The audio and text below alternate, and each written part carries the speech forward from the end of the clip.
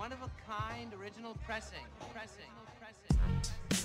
What up, it's Pawz 1, and you're checking out Steelo magazine.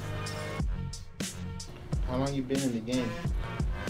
In the game, like I would say, officially, probably since like '06.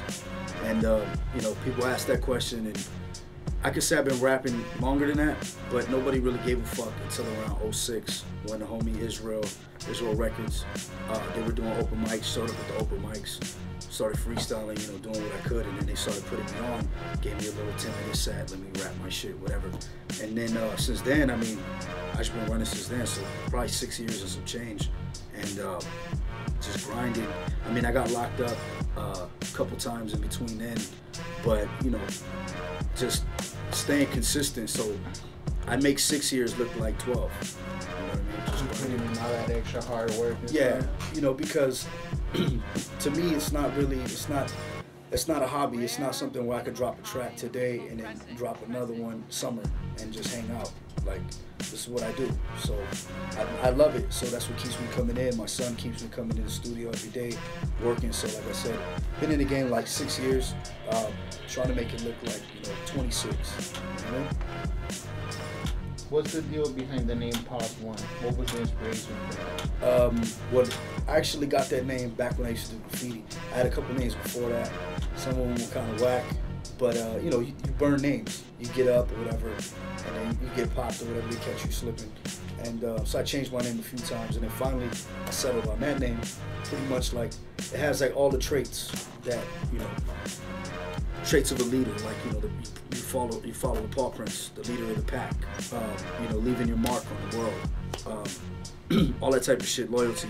And it wasn't until way later I didn't know in Chinese astrology I'm actually, you know, a dog.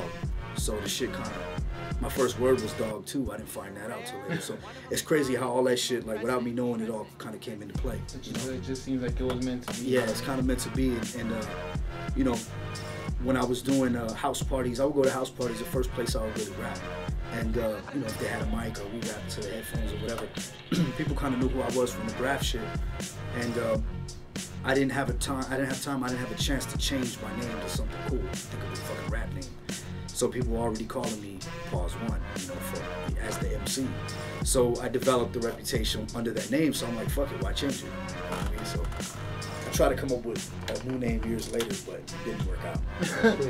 that just seems like the one you're gonna have to stick with, huh? Yeah, I mean, the other name was Wise Words. I like that name, but it's too much fucking info, you know what I mean? So it's all good. Wise Words.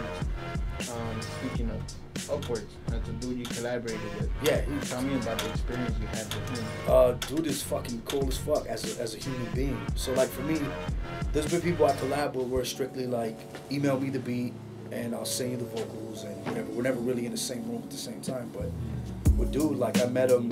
It's funny because I did a in-store at Fat Beats with Elder Sensei and Artifact, and I didn't know he was in the crowd. So I did like a 15-minute set or whatever, and I got love. And then I saw him again later at the show, started chopping it up. He's like, yeah, I was there that day, you know, in the crowd, kind of like a boxer, you know what I mean, watching, you know, the moves you're making. So then I started listening to his shit. I'm like, yo, this dude is dope. And for me, like, I don't go off a race. You know what I'm saying? That's something that was instilled in me since I was a kid. I go off of character, I go off of talent and things like that. So I was like, yo, this motherfucker is dope. So I started hanging out and shit, doing work, and then just knocking out songs. I think we got like at least like 5 or 6 joints together. So, I mean, there's some of them on the internet now. Speaking of collaboration, I did my homework on Upwards. Real sick cat. I used to work, one of my close friends' name is Joey, the Mastermind Hyphen. Yeah. From what I understand, you also work with him, right? Yeah. He's on, I think, two of the records I did with Upwards. So I was introduced to him through Upwards. Okay. And then I saw him do his thing, and that dude is like a mogul. He's like an independent, like he does video, he does photography, he skateboards, he produces, he does so much shit that like, it's dope, you know what I mean? So working with him and then Upwards, and then, you know, getting some songs done, you know, at the end of the day, doing some music. Through him, he introduced me to Ace, DJ Ace, shout out to him. And then, you know, it's more like the business part is there, the music part is there, but these are the homies as well, you know what I mean? So like, it's not no funny business, you know? what's one collaboration that you're definitely proud of?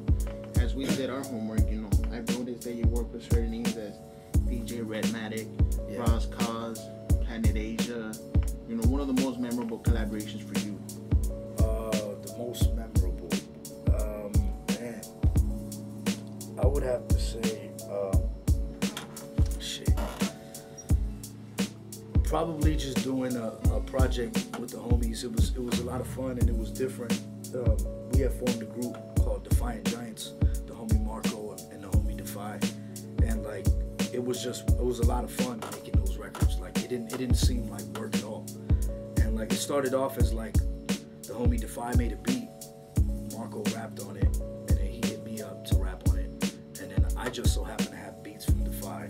I got Marco on it, so we're like, fuck it, we made a group, and it was just real fun, you know. I mean, I wish the record would have got better treatment, you know. I wish it would have got, you know, mixed and mastered and all that good stuff, but unfortunately, it didn't really come out sound quality wise and push wise. It didn't come off that dope, but people that have heard it love it, you know.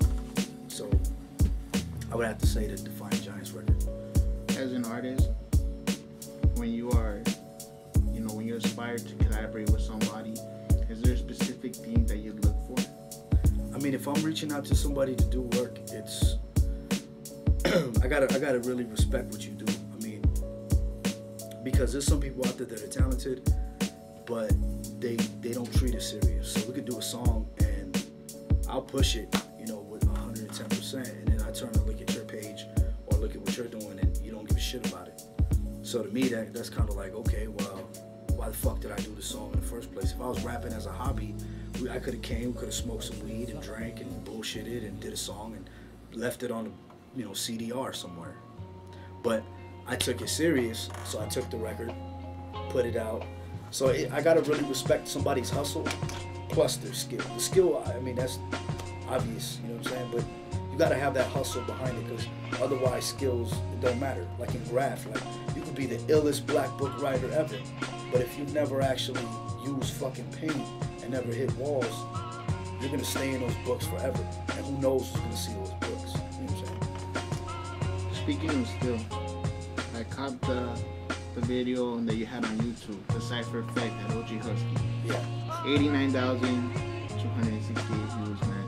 That was props. How did all that come about? How did you guys all get together for that particular video? Well, JDS, you know, they got a good buzz. The Cypher Effect already has its own fan base, you know what I mean? And the homie Stamina hit me up, reached out, asked me to be a part of that. And then, you know, all the dudes that were on it, I was familiar with and I respected as MCs and as hustlers. So I was like, yeah, it's a no-brainer. Plus, the icing on the cake was shooting it at OG Husky. So, you know, that was dope. The thing, my approach was, because there was a lot of talk, like, yo, can anybody get on the Cypher Effect? Is it a money thing, kind of like the World Star shit I had mentioned? And, you know, so I made it clear too. I went online and told people, like, yo, what's up with this? I didn't know, I wasn't familiar. And I heard mixed reviews, yeah, fuck that, or this shit's dope, whatever. So, just so happened that the homie Stamina hit me up. So I said, if this is gonna be my only shot getting on this, I'm gonna hurt feelings. You know what I mean? It's kind of like, I'm gonna go out blasting. Like, this might be the only time you ever hear a motherfucker, so I'm gonna make sure you remember it. So, you know, I had fun. You know, a lot of it wasn't intentional. Like, I didn't really fucking mean it, you know what I mean? Some people got their fucking panties in a bunch and, you know what I mean, they got all upset or whatever. And it's funny because I have a line in there saying something about female rappers, but the dudes were the ones that got the most offended. So the shit is, hip-hop is backwards. But anyways, yeah, it was dope. And after that, you know, talking to JDS and them, you know, building a relationship with them, they had the Cypher Effect show, KRS headline. They had a lot of dope cats that been on the Cypher Effect. So yeah, it was dope. You know, but like I said, I definitely went in there like, you know, this might be my last shot or whatever. So, like, you know what I mean?